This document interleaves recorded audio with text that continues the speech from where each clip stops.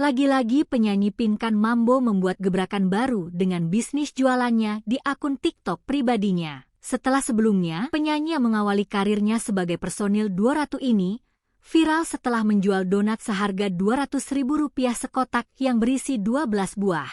Lewat video TikToker sekaligus vlogger Mei Mecin, Jumat, 22 Agustus 2025, ibu 5 anak itu diketahui menjual seporsi kangkung lewat akun TikToknya. Tak tanggung-tanggung, harga seporsi menu kangkung yang dijual pelantun wanita terindah ini mencapai Rp150.000.